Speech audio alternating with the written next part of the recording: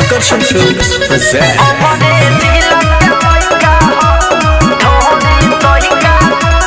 Music by Rajesh Sahni।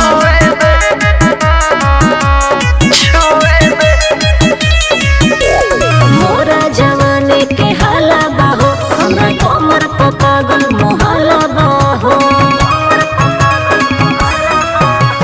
मोरा जवानी के हाला बाहो, हमरा कमर पे पागल मोहला बाहो। बहुत नहीं हम मुआ तो कर के मुए दे बुझला।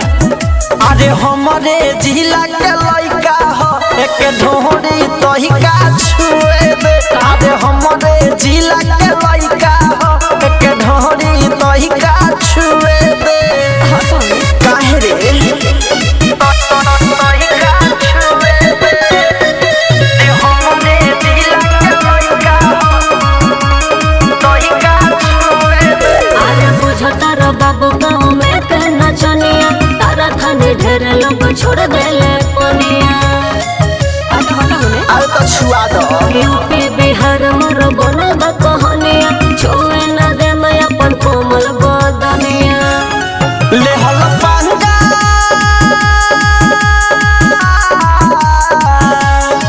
ले हल पंगा हमनी से महंगा पड़ जाई रे।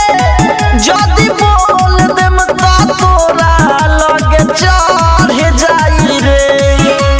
छुआ तला रे छुए खातिर तो छुए दे। ई बात बा।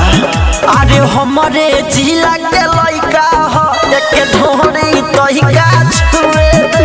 अरे हमरे जिला के लइका हो एक ढोरी तहिका छुए दे। छुए दो ना तहिका छुए दे। हमरे जिला के लइका हो तहिका छुए दे। घुर घुर के देखो तारा कौन चीज हो, काहे तो भइल बड़ो बाबू बताने हो। बोल संजीव तू करेला जिद हो, बेरे बेरे तो हो कहेला प्लीज हो। तो छुए दो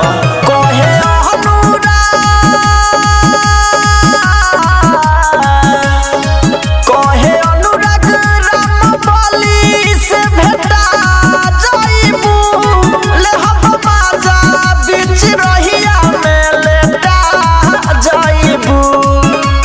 कहे जवानी से उम्र पतनी का छुए दे। तो छुआ दो अरे हमरे जिला के लइका हो एक ढोरी तहिका छुए दे। अरे हमरे जिला के लइका हो एक ढोरी तहिका छुए दे। रिया रिकॉर्डिंग स्टूडियो नरकटियागंज।